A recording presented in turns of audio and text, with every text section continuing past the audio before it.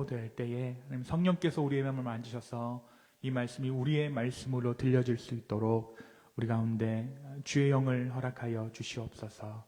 또 이곳에 함께하지 못한 지체들에게도 동일한 은혜로 성령 하나님 함께하여 주시옵소서. 감사합니다. 예수님의 이름으로 기도했습니다. 아멘. 네, 우리 한 주간 잘 지내셨죠? 네. 여러분 혹시 다른 종교, 타 종교에 관심을 가져본 적 있으세요? 네. 이 모태신앙으로 자라오신 분들은 사실 다른 종교에 대해 깊이 생각해 볼 기회가 많지 않았을지도 모르겠어요. 당연히 태어나자마자 믿는 집안 가운데서 태어났으면 교회 다니게 되는 거죠. 유아세례 받고 또 입교 받고 그렇게 신앙생활을 자연스럽게 시작하게 됩니다.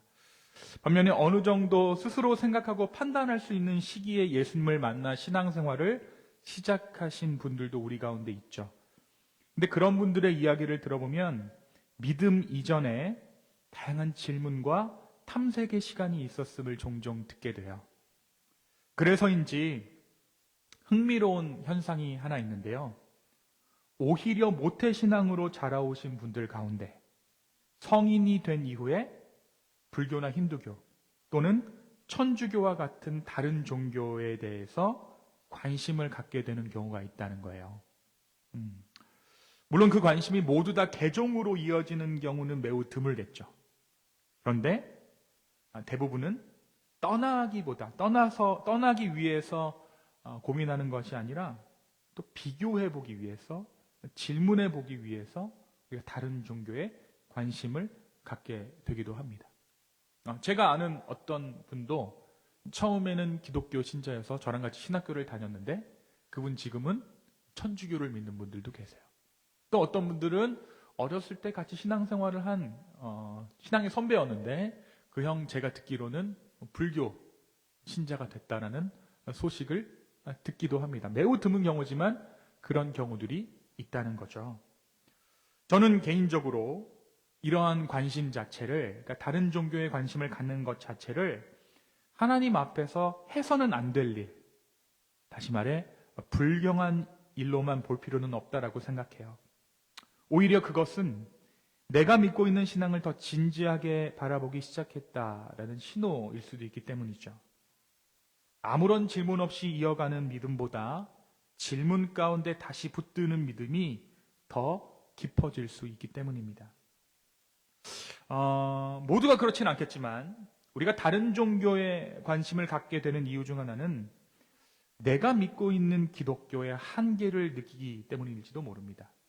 목회자에게 상처를 받았든지 아니면 내 옆에 있는 지체, 친하게 지내던 교회 안에 누군가에게 상처를 받았든지 아니면 내 삶의 무게가 너무나도 신앙을 갖고 있음에도 불구하고 나를 너무나도 코너에 몰아붙여서 하나님이 계시지는 않는 것 아닐까라는 그런 상처를 받아서 교회를 떠나시는 분들도 계시죠. 그런데 곰곰이 들여다보면 어떤 기독교의 한계라는 것은 하나님의 한계라기보다는 하나님을 믿는 사람들이 보여주는 모습에서 느끼는 한계인 경우가 많아요. 가령 이런 이야기죠. 어떤 사람이 할아버지 때부터 독실한 기독교 가정에서 자라서 부모님 역시 지금까지 교회와 신앙에 충실한 삶을 살아왔습니다. 그 덕분에 본인도 모태신앙으로 자라서 지금까지 당연한 기독교인으로 살아왔던 거예요. 그런데 그러던 중에 인생에서 감당하기 어려운 시간을 겪게 됩니다. 근데 이상하게도 너무 힘든 이 힘듦이 교회 안에서는 잘 다뤄지지가 않는 거예요. 나는 이렇게 힘든데 왜 교회에서는 자꾸 더 하려고만 할까? 말씀은 왜 위로보다 요구처럼 들리는 걸까? 형편과 상황은 묻지 않은 채 들려오는 헌신과 선교의 이야기들. 말을 할 때는 사람들이 나에게 얘기할 때는 뭐라도 괜찮어? 라고 이야기하지만 말과 달리 반복해서 요청받는 그 과정 자체가 큰 부담이 된다는 거죠. 헌금도 마찬가지예요. 하나님과 교회를 위해서 쓰라라는 말이 어느 순간부터 헌신을 요구하는 것이 아니라 감당하기 어려운 압박으로 느껴집니다. 성경 공부에 나오라는 연락조차 마음이 지친 상태에서는 어때요? 짐으로 다가오게 되죠. 그러던 중에 우연히 어떤 한 스님이 나와서 TV에서 불교의 말씀을 하는 거예요. 흘러가는 대로 사는 삶, 유유자적한 삶, 애써 붙들지 않아도 되는 삶에 대한 이야기를 이렇게 듣게 되는 거죠. 근데 이 이야기가 소위 너무 은혜로운 거예요. 스님이 이 얘기를 했는데 너무 은혜로운 거예요. 이 상황에서 이 결정적으로 어떤 스님이 말씀하시는 것이 기독교의 용서는 상대가 잘못했다라는 전제 위의 용서지만 이 스님이 말하기를 불교에서는 따로 용서라는 것이 없어요. 그저 서로 다름을 받아들이는 것뿐입니다. 이런 말을 하는 거죠. 교회 안팎에서 끊이지 않는 갈등과 윤리적으로 실패한 사람들의 이야기를 들려오던 그런 이야기를 들어오던 시점에 이 한 스님의 말은 그 사람에게 위로가 되고 복음이 되고 동시에 새로운 통찰처럼 다가옵니다. 그래서 신앙을 떠나고 싶어서라기보다 숨을 좀 쉬고 싶어서 이 사람이 다른 종교에 관심을 갖게 되는 거죠. 여러분, 한때 한국에 뭐가 유행했냐면 템플 스테이라는 게 유행했어요. 어디서 머무는 거죠? 절에서 머무는 거예요. 근데 여러분 혹시 처치 스테이라고 들어보셨어요? 네. 교회 스테이는 없습니다. 그러니까 이 불교라는 것이 사람들의 인식 가운데 좀 유유자적하고 현실의 고뇌를 조금 떠나 있고 그런 어떤 구도자들의 모임이라는 인식이 더욱더 심겨지게 된 거죠. 그런데 이 불교 자체의 인식이라기보다는 그 당시 기독교가 너무 똥볼을 찬 거예요. 네. 너무 기독교가 타락하고 사람들 가운데 믿음을 주지 못하니까 사람들이 절에 대해서 관심을 갖게 되고 불교에 대해서 관심을 갖게 되고 심지어 템플 스테이라고 불리는 절에서의 하룻밤을 즐기게 된 것이죠. 여러분, 오늘 본문이 기록된 예수님 당시의 상황도 지금과 크게 다르지 않았어요. 종교라는 것이 사람들의 숨통을 틔워주기보다는 오히려 올가매고 숨이 막히게끔 한쪽 코너로 밀어붙이는 듯한 그러한 종교적인 관념들이 사람들 가운데 존재했다라는 것입니다. 여러분, 유대 사회가 로마의 지배 아래에 있었죠. 그래서 정치적으로나 군사적으로는 아무것도 할 수 없는 상황이었어요. 자, 여러분, 종교적으로 밖에 희망을 걸 수 밖에 없는 거예요. 군사적으로, 정치적으로 아무것도 할 수 없으니까 사람들이 어디에 희망을 걸겠어요? 종교적으로 희망을 거는 거죠. 자, 여러분, 그러면 이 상황 가운데 하나님을 어떻게 믿어야 될까요? 설렁설렁 믿으면 될까요? 아니죠. 길을 쓰고 믿는 거예요. 이 나라를 구원할 길은 하나님밖에 없다라는 그러한 가치를 가지고 사람들이 똘똘 뭉치기 시작했습니다. 자, 여러분, 그러면 그렇다 보면 이 교회 안에, 종교 안에 분위기가 어떻게 돌아가겠습니까? 조금이라도 느슨하게 믿는 사람 있으면 반동분자 색출하듯이 너 그렇게 믿으면 안 돼. 너 때문에 우리나라가 망하는 거야. 라고 사람들이 손가락질하기 시작했다는 거죠. 여러분, 이것이 그렇게 쉬운 그냥 듣고 넘겨서는 안 되는 게 뭐냐면 이 정죄함과 비난과 다른 사람들을 향한 이 손가락질이 어느 정도 수준에 이르렀느냐? 사람을 죽이는 데까지 이르렀습니다. 죽어 마땅해가 된 거예요. 죽어 마땅해. 그래서 여러분, 바울이 예수님 만나기 전에 뭐 하던 사람이었죠? 하나님을 열심으로 섬기던 사람이었죠. 무엇하기까지? 사람을 죽이기까지. 그러니까 이들 안에 지금 강력한 무언가 이 프레임이 짜이는 거예요. 그래서 이 종교 밖으로 벗어나는 사람이나 조금 뜨뜻미진하게 믿는 사람들이 있으면 대놓고 정죄를 해도 괜찮습니다. 심지어 이 사람은 죽어 마땅해라는 종교적인 재판이 그들 가운데, 그들의 인식 가운데 너무나도 당연하게 자리 잡고 있었다라는 거죠.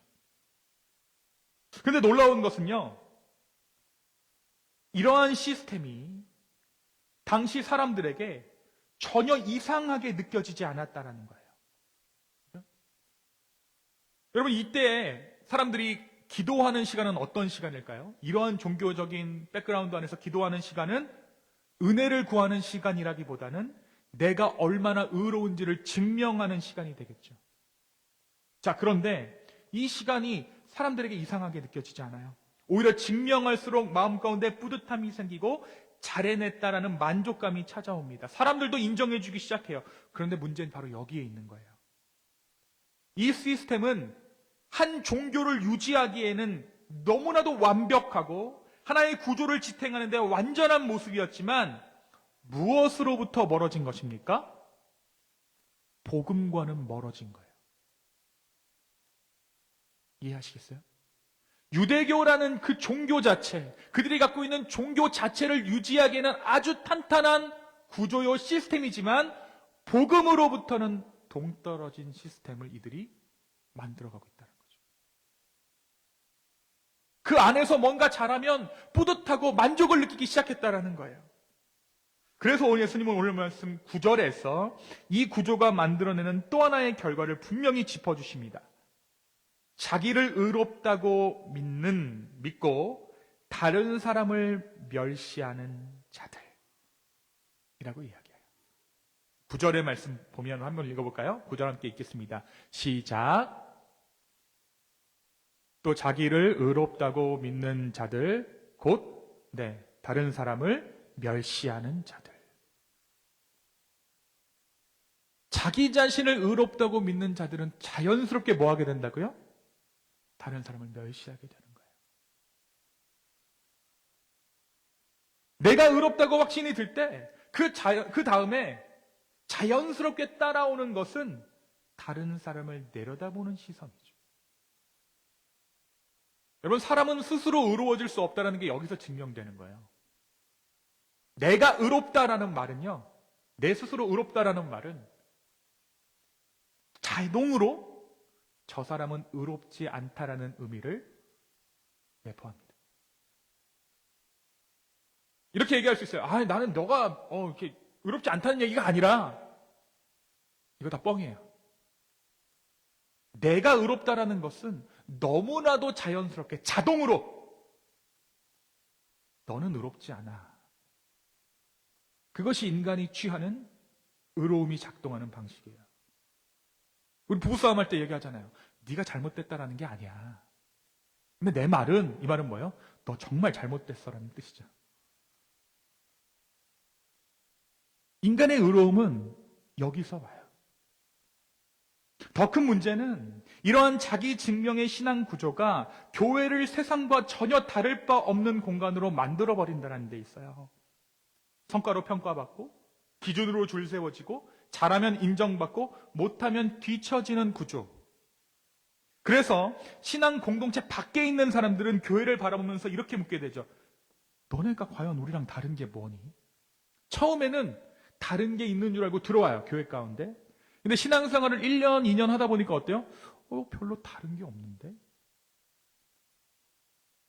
여러분, 오늘 우리가 이 예배의 자리에 무엇을 기대하며 나오셨습니까? 우리는 이곳에서 세상과는 뭔가 다른 것을 기대하고 왔잖아요. 그렇죠? 우리는 이곳에서 진정한 안식을 구하기 위해 오늘 이 예배의 자리 가운데 나오시지 않으셨습니까? 세상이 나를 위로해주지 못하는 상황 가운데 우리 주님의 위로를 받고 싶고 잠시라도 삶의 무거운 짐을 내려놓고 싶어서 우리가 하나님 앞에 나온 거죠. 그렇죠? 네. 아니요, 목사님, 저는 목사님께 얼굴 도장 찍으러 왔습니다 라는 분 안 계시잖아요. 우리가 이 교회 가운데 예배하러 온 것은 세상이 줄 수 없는 만족, 세상이 줄 수 없는 안식을 누리기 위해 이 교회 가운데 온 거예요. 그런데 아이러니하게도 우리가 만들어 놓은 신앙의 시스템은 우리를 계속해서 증명하게 만든다는 거죠. 마치 직장에서 성실함으로 내 자신을 증명해야 하는 것처럼 예배의 자리에서도 우리는 나도 모르게 나는 괜찮은 신자인가를 스스로 묻게 됩니다. 그리고 더 문제는 이 증명이 우리에게 안식을 주는 것처럼 착각하게 만드는다는 데 있어요. 증명하면 뿌듯해요. 그렇죠?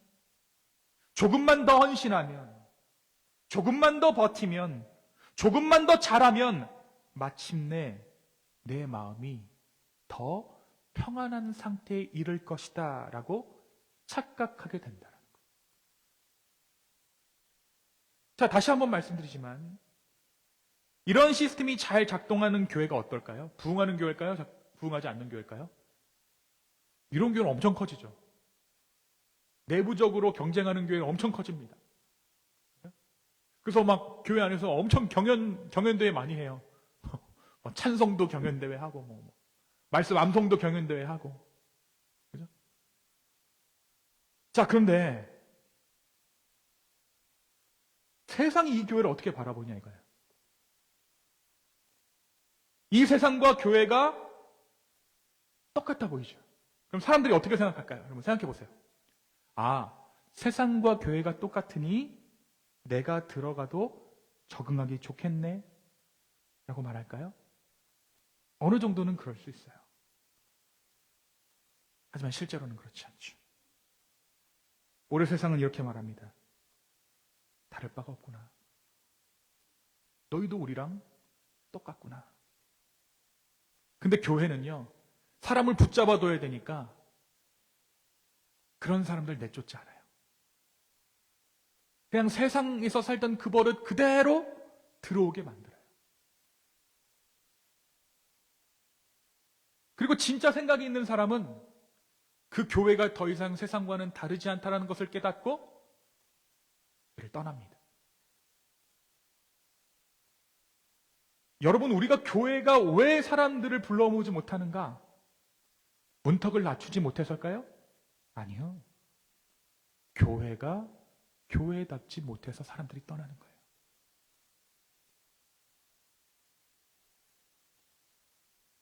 여러분, 우리 주변에서 교회에 대한 평가를 들어보면 이런 평가가 부쩍 많아지는 것을 발견하게 돼요. 교회는 다를 줄 알았는데 결국 사람들의 모임이더라고요.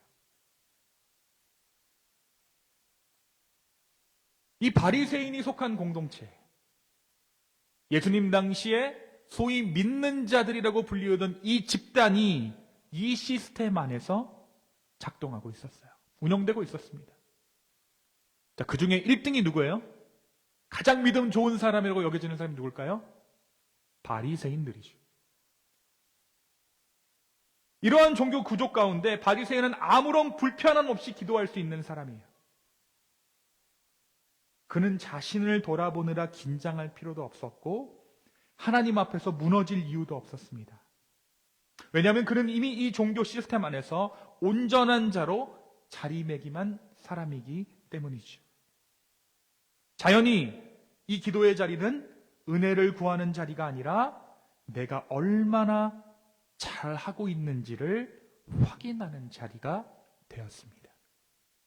자, 오늘 본문에서 소개하고 있는 이 바리새인의 기도를 한번 살펴볼까요? 오늘 말씀 11절입니다. 11절 다 같이 한번 읽겠습니다. 시작. 바리새인은 서서 따로 기도하여 이르되 하나님이여 나는 다른 사람들 곧 토색, 불의, 간음을 하는 자들과 같지 아니하고 이 세리와도 같지 아니함을 감사하나이다. 아, 이게 드릴 기도입니까 지금? 이게 할 기도예요? 자, 어떻게 기도했대? 처음에 자기 포지션이 같이요? 함께요? 따로 기도해요. 자, 아까 자기를 의롭다고 말하는 사람은 뭐라고 얘기했어요? 다른 사람을 멸시하게 된다고 그랬죠? 내 의로움을 이야기하면서 자연스럽게 뭘 얘기합니까? 난 쟤들과 질적으로는 달라요. 특히 저 세리와는 질적으로 다릅니다. 여러분, 이 기도를 딱 듣고 나면 어떤 마음이 드세요? 이 사람 지금 겁낼 것이 없는 거예요. 기도를 하면 할수록 자신의 의로움은 더욱더 확실해져 가는 것이죠. 그래서 이 기도에서 바리새인은 하나님께 아무것도 요청하지 않습니다. 대신 그는 하나님 앞에서 나를 비교하고 점검하고 확인할 뿐이죠. 하나님, 나는 토색하지 않습니다. 나는 불의하지 않습니다. 나는 간음하지 않습니다. 나는 7일에 2번씩 금식하고 소득의 11조를 드리고 있어요. 여러분, 바리새인의 이 모든 말은 틀린 말이 아니죠. 오히려 당시 기준으로 보면 그는 정말로 모범적인 신앙인이었습니다. 그런데 문제는 이 기도의 내용 가운데 있는 것이 아니라 이 기도의 문제는 하나님을 향해 열려있는 기도가 아니라는 거예요. 그러니까 기도의 형식은 취했지만 기도가 아니었다라는 것이죠. 자기 자신을 향해 드려지는 기도였다라는 거예요. 당연히 이러한 기도 가운데 하나님의 포지션은 어떻게 될까요?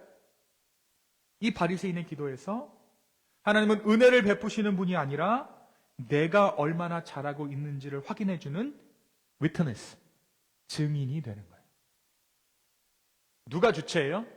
내가 주인공이고 하나님은 뭐예요? 증인입니다.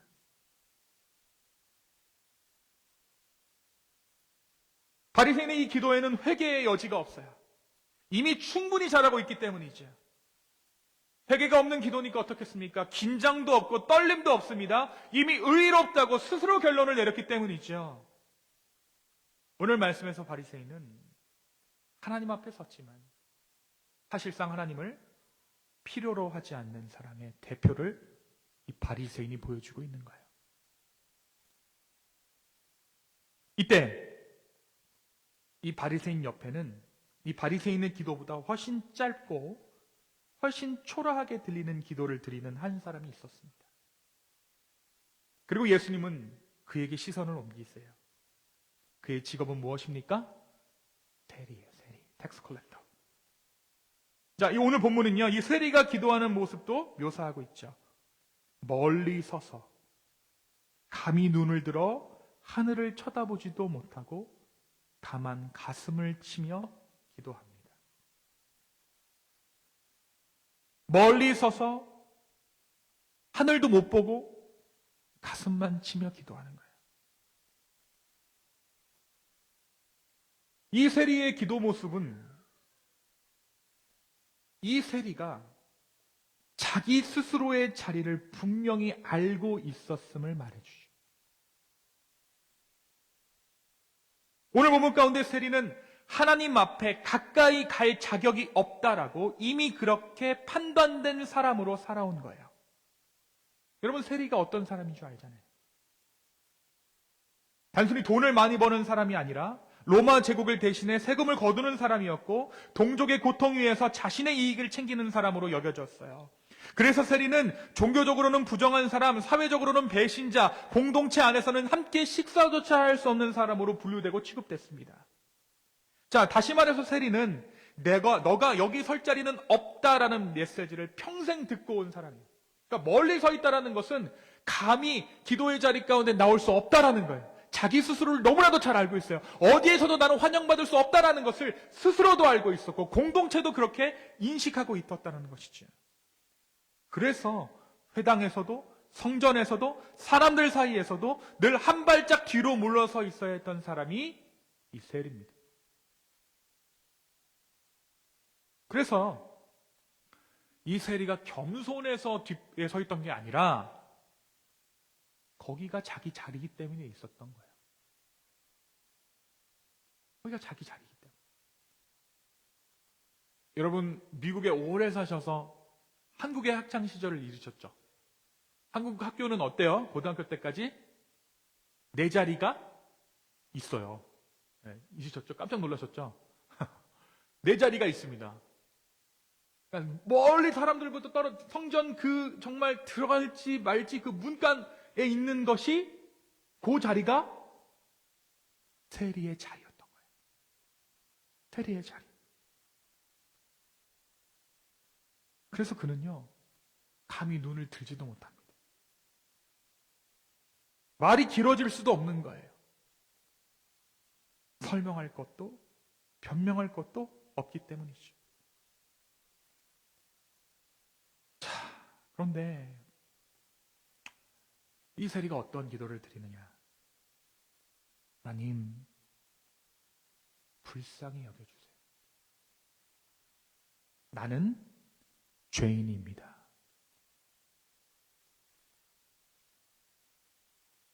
불쌍히 여기소서 나는 죄인입니다. 여러분, 이 기도의 의미가 다른 회개의 기도와는 질적으로 다릅니다. 왠지 아세요? 하나님, 내 죄를 용서해 주세요라고 기도하지 않아요.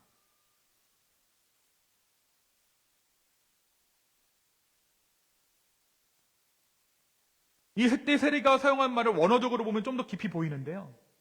나를 불쌍히 여겨달라는 것은 은혜로 나를 좀 덮어주세요 라는 뜻입니다. 뭘로 덮어달라고요? 은혜로 나를 덮어주세요. 속죄의 은혜로 나를 덮어주세요. 그러니까 이것은, 이 기도는요, 내 죄를 용서해 주세요가 아닌 거예요. 주님, 내 죄는 사라지지 않아요. 나는 어쩔 수 없는 구주의 불능입니다. 바꿀 수 없는, 변할 수 없는 죄를 안고 있어요. 내가 의로울 수 있는 것은, 내가 당신 앞에 설 수 있는 것은 누군가가 나를 무작정 덮어주는 것밖에는 길이 없어요. 여러분, 이 기도가 달리 보이세요? 감히 죄의 용서를 빌지도 않는 거예요. 왜? 자기가 얼마나 큰 죄인인 줄을 알고 있으니까.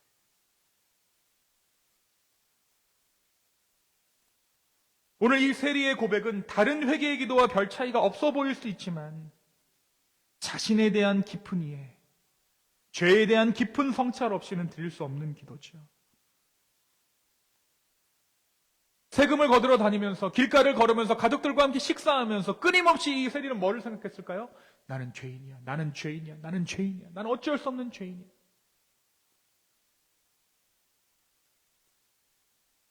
(1년 365일 24시간) 죄를 묵상했을 거예요. 그러니 차마 용서를 구할 수도 없는 거죠. 주님, 그냥 덮어주세요.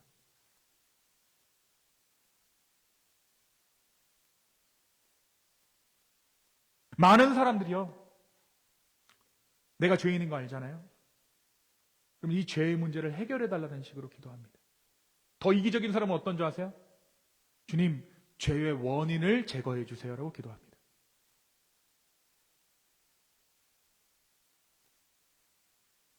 여러분, 진짜 기도는 이런 기도예요. 내가 할 수 없어, 이 죄의 문제는. 그러니 덮어주세요. 이 문제를 고쳐달라고 말하지 않습니다. 나를 바꿀 수 있게 해달라고 말하지 않습니다. 그는 오직 이렇게 말하고 있는 거죠. 주님, 나를 속죄의 은혜로 덮어주십시오. 여러분, 이 기도에는 자기 개선의 여지도, 자기 가능성의 여지도 남아있지 않습니다. 그래서 이 기도는 짧지만 매우 철저한 기도예요. 완벽한 기도입니다. 이 기도는 오직 하나님의 은혜에 나를 맡기는 온전한 기도인 것이죠. 사랑하는 여러분, 세리는 자신을 설명하지 않았어요. 누군가와 자신을 비교하지도 않았습니다. 변명하지도 않았습니다. 그는 하나님 앞에서 아무것도 증명하려 하지 않았어요. 오히려 그는 더 이상 증명할 것이 없음을 아는 사람이었어요. 그러니까 어떤 기도를 드리냐면 호흡과도 같은 기도를 드리는 거예요. 숨을 쉬는 기도를 드리는 거예요.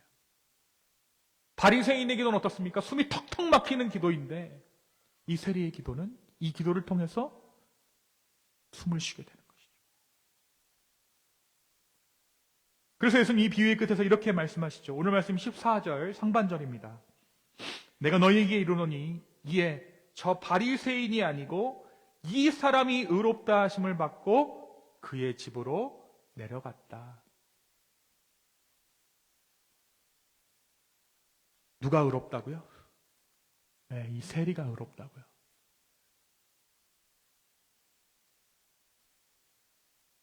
사랑하는 성도 여러분, 오늘 말씀 우리에게 우리가 무엇을 믿느냐라고 묻지 않아요.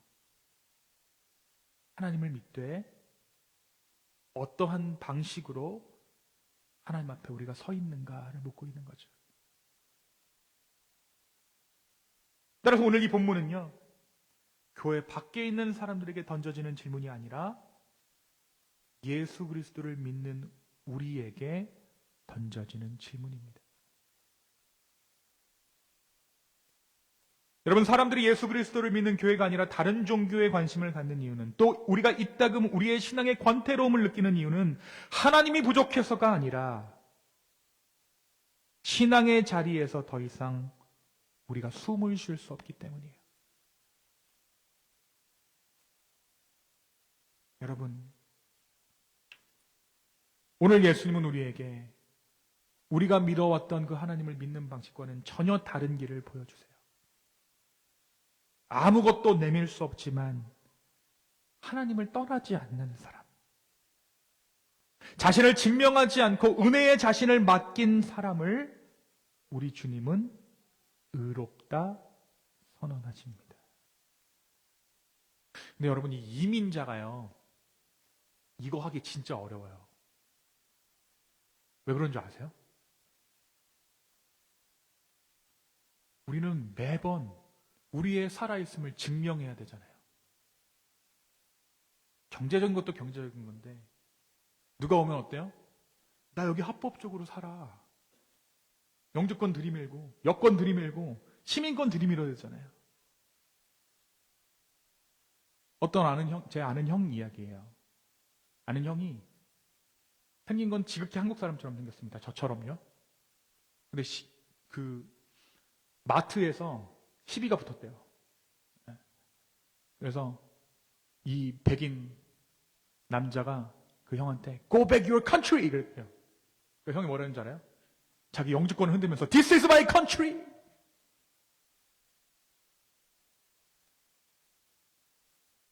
우리가 이렇게 살아야 되기 때문에 뭔가 증명하지 않으면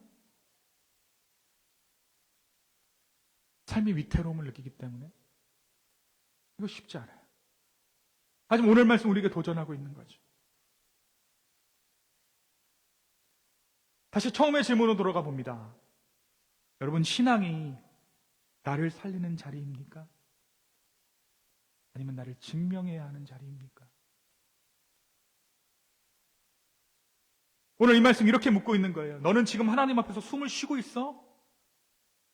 아니면 갑갑하게 너 자신을 증명하느라 애쓰고 있어요? 최근에 어떤 목사님께서 이런 말씀을 하시더군요. 한국 교회는 잘 하려다가 오히려 후퇴했다. 이 말을 덧붙이셨어요. 완전해진다라는 것은, 완벽해진다라는 것은 더해서 완전해지는 것이 아니라 빼는 것으로 완전해진다. 덜 하는 것으로 완전해진다. 그럼 정말 그래요. 저도 이제 이번 주에 이제 목회자들이 모였어요. 동남아 목회자들 모여서 제가 이제 아틀란타 갔다 왔잖아요. 가면은 여러분, 정말 죄송하지만 이 목회자들끼리 모이면 기본적으로 자기가 목회를 얼마나 근사하게 하고 있는지 경연이 벌어집니다. 네?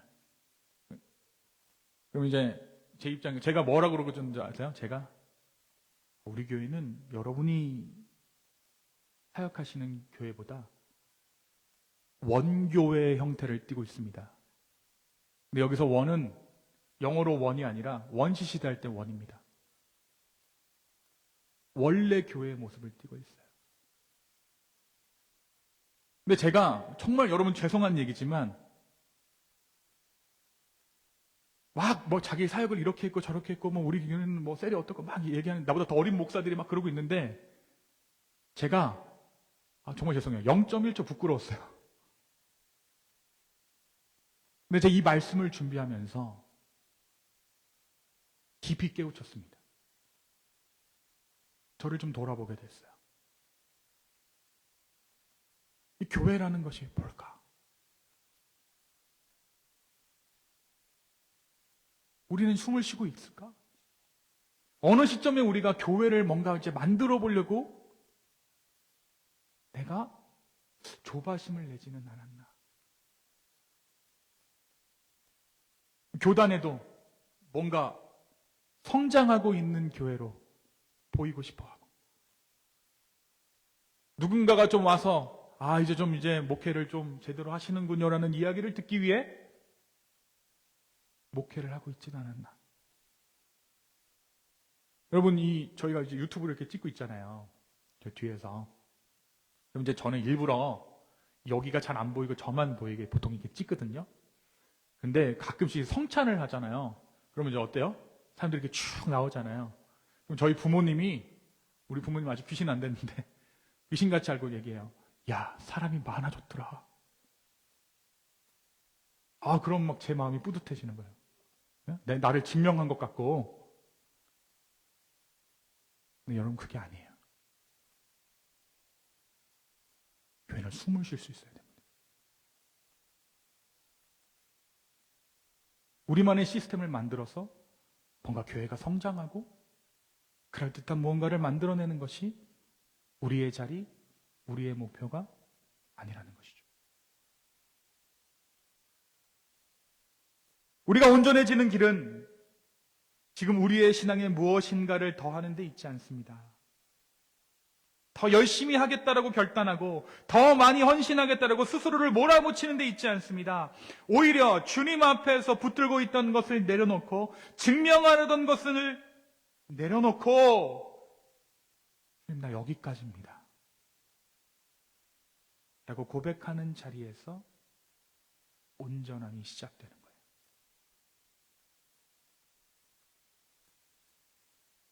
주님은 오늘도 의로워 보이는 사람보다 아무것도 내밀 수 없지만 하나님을 떠나지 않는 사람을 의롭다 하세요.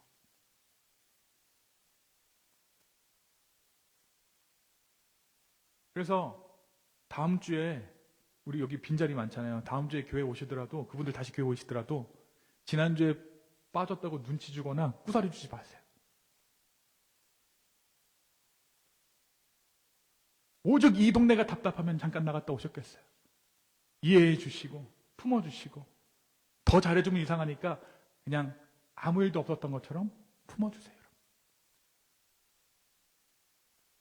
우리가 아무래도 보다 보니까 이 교회가 작다 보니까, 북한도 아니고 서로를 감시하잖아요. 저 사람 교회 왔나 이번 주에? 안 오면 큰일 나는 것 같고. 안 그러셔도 돼요.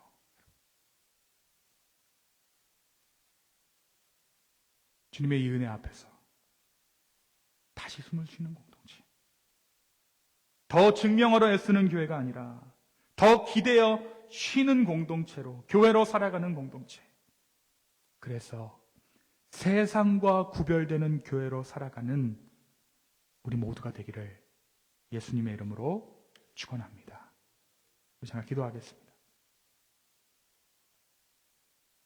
주님, 오늘 이 시간 복음에 대해서, 주님의 일하심에 대해서 다시금 생각하고 떠올립니다. 아버지, 우리가 바리새인처럼 얼마나 많은 시간을 주님 앞에 섰습니까? 이제 그 길에서 돌이켜 오늘 이 세리의 기도가 우리의 기도 되길 원합니다. 주의 은혜로, 주의 긍휼로 우리를 다만 덮어주십시오. 이 한 주를 살아가며 사단은 끊임없이 너 자신을 증명해라, 신앙의 본을 보여라, 너의 신앙을 증명해 보이라라고 속삭일 때 이미 주님께서 나를 사랑하신 바 됐다 라고 고백할 수 있는 우리 사랑하는 기쁨의 교회 성도 다 될 수 있도록 성령님 역사하여 주시옵소서. 감사합니다. 예수님의 이름으로 기도했습니다. 아멘.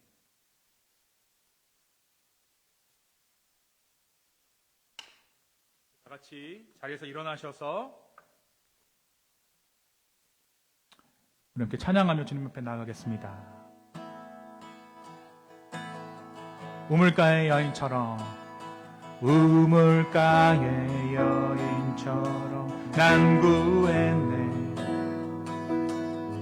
헛되고 헛된 것들을 그때 하신 말씀 내 세매와 생수를 마셔라. 다시 한번 고백할까요? 우물가에 여인처럼 난 구했네. 헛된 것들을 그때 주님 하신 말씀 내 세매와 생수를 마셔라. 오 주님 채우소서. 나의 잔을 높이 듭니다. 하늘 양식 내게 채워주소서. 넘치도록 채워주소서. 많고 많은 사람들이 찾았었네. 헛된 것들을 주 안에 감추인 보배 세상 것과 난 비길 수 없네. 오 주님 채우소서. 나의 잔을 높이 듭니다. 하늘 양식 내게 채워주소서. 넘치도록 채워주소서. 오 주님 채우소서. 오 주님 채우소서. 나의 잔을 높이 듭니다. 하늘 양식 내게 채워주소서. 넘치도록 채워주소서. 우리 시간 기도합시다. 하나님, 우리가 주님 앞에 나갑니다. 주님, 정말 비난과 정죄가 아니라 주님 앞에 우리의 삶을 내려놓으며 주님 앞에 나아갑니다. 주여, 내 삶을 받아달라고 간절한 마음으로 함께 기도하며 나가겠습니다. 함께 기도합시다. 아버지 하나님 감사합니다. 주여, 아버지 주여, 우리 마음 가운데 하나님의 주시는 참 평안 있게 하여 주시옵소서. 주 예수 그리스도의 복음으로 말미암아 우리의 마음 가운데 진정한 평안 있게 하여 주시옵소서. 성령 하나님, 우리를 인도하여 주시고 다시 한번 주님 손에 내 삶을 맡길 때 세상이 인도할 수 없는 평안으로 우리를 인도하여 주시옵소서. 성령님, 하늘의 양식을 내게 내려주시고 주의 담비와도 같은 몸을 허락하여 주시옵소서.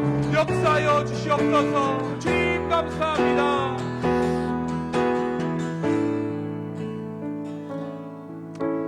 주님, 우리가 헛된 것들을 구하며 이것이 진정한 나의 위로요 삶의 만족이다라고 생각하며 살아온 자들입니다. 우물가의 여인처럼 주님, 우리는 헛된 것들을 구해왔습니다. 이제 우리가 구하는 것이 아닌 주님께서 주시고자 하는 것들을 우리의 삶 가운데 허락하여 주십시오.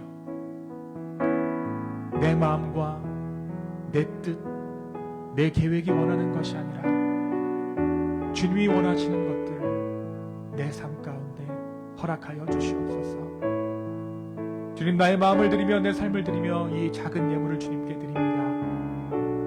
이 예물이 쓰이는 곳곳마다 주님의 향내가 온 누리를 퍼져나갈 수 있도록 주여 인도하여 주시옵소서. 이제는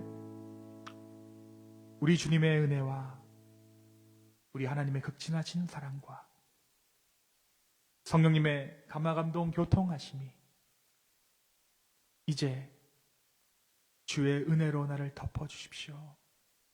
주의 속죄의 은혜로 나를 덮어주십시오 라며 나의 삶의 문제를 세리와도 같이 가지고 나오는 우리 기쁨의 교회 성도분들 머리 위에 지금부터 영원까지 함께 있을지어다. 아멘.